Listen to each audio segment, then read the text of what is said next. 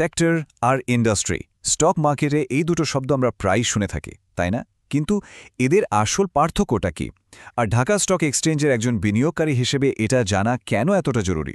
চলুন আজকের এই বিশ্লেষণে আমরা ঠিক এই ব্যাপারটাই একদম সহজ করে বুঝে নিই। তো মূল আলোচনা শুরু করার আগে একটা ছোট্ট অনুরোধ, যদি আমাদের এই বিশ্লেষণগুলো ভালো লেগে থাকে তাহলে চ্যানেলটিকে লাইক আর সাবস্ক্রাইব করে আমাদের সাপোর্ট করবেন। লেটেস্ট আপডেটের জন্য আমাদের হোয়াটসঅ্যাপ গ্রুপেও জয়েন করতে পারেন। আপনাদের এই সাপোর্টটাই কিন্তু আমাদের এই ধরনের কাজ আরও বেশি করে করার আসল অনুপ্রেরণা।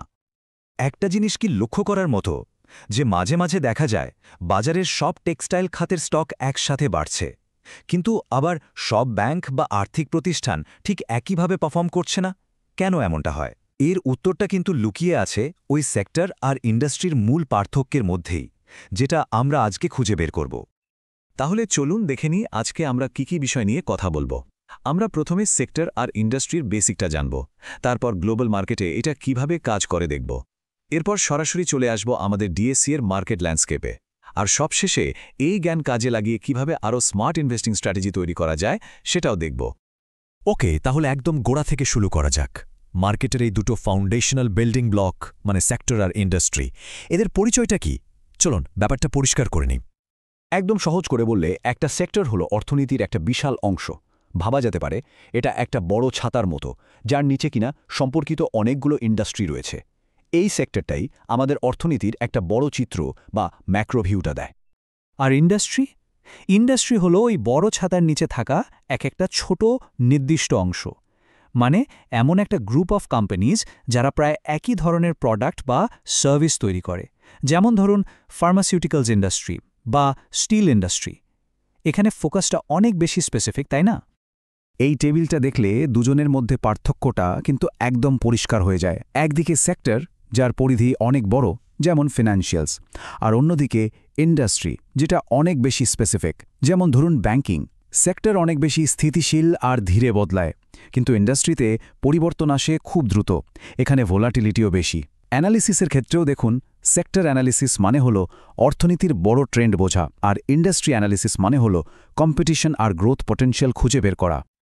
আচ্ছা, এই যে সেক্টর আর ইন্ডাস্ট্রির ধারণা, এটা কিন্তু শুধু আমাদের দেশের বাজারের জন্য নয়, পুরো বিশ্বজুড়েই একটা স্ট্যান্ডার্ড সিস্টেম ফলো করা হয়। চলুন এবার সেই গ্লোবাল সিস্টেমটা একটু দেখে আসি। এই সিস্টেমটার নাম হলো GICS বা গ্লোবাল ইন্ডাস্ট্রি ক্লাসিফিকেশন স্ট্যান্ডার্ড। এটা আসলে একটা গ্লোবাল ফ্রেমওয়ার্ক যেটা পুরো অর্থনীতিকে 11টা বড় বড় সেক্টরে ভাগ করেছে। যেমন ধরুন ফিনান্সিয়ালস, ইনফরমেশন টেকনোলজি বা হেলথ কেয়ার। এর সবচেয়ে বড় সুবিধাটা কি? এর মাধ্যমে আমাদের দেশের একটা কোম্পানিকে বিশ্বের অন্য দেশের একই ধরনের কোম্পানির সাথে সরাসরি তুলনা করা যায়, মানে একটা অ্যাপলস টু অ্যাপলস কম্প্যারিজন করা সম্ভব হয়। তো এই গ্লোবাল কনসেপ্টগুলো তো বোঝা গেল।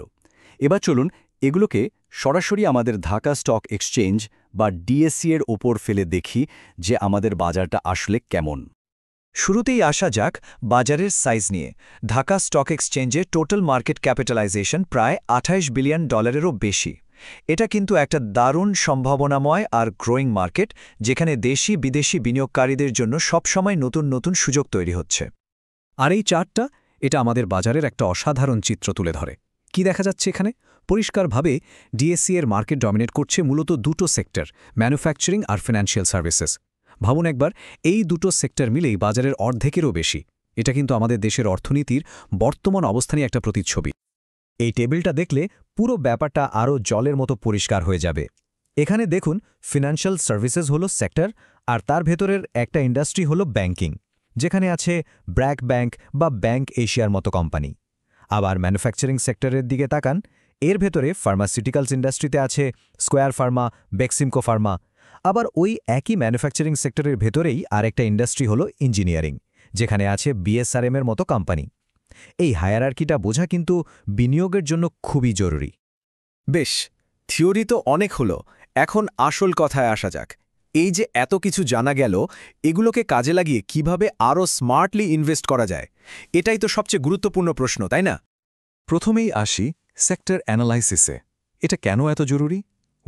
কারণ এটাই হলো ডাইভার্সিফিকেশন বা ঝুঁকি কমানোর প্রথম ধাপ।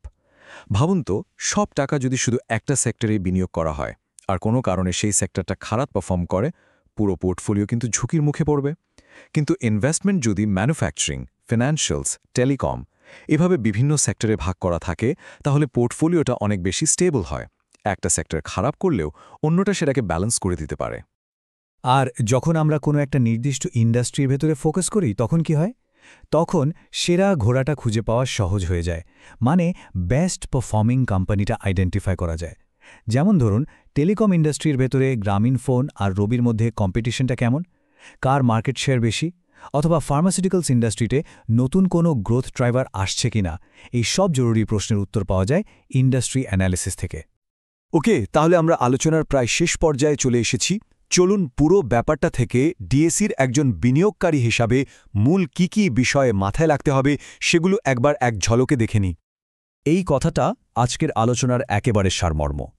পোর্টফোলিওতে স্ট্যাবিলিটি বা স্থিতিশীলতা আনতে চাইলে সেক্টর বুঝতে হবে, আর হাই গ্রোথ অপরচুনিটি বা অসাধারণ প্রবৃদ্ধির সুযোগ খুঁজে বের করতে চাইলে ইন্ডাস্ট্রির ভেতরে ডুব দিতে হবে। একটা হলো সুরক্ষার জন্য, আরেকটা হলো সম্ভাবনার জন্য।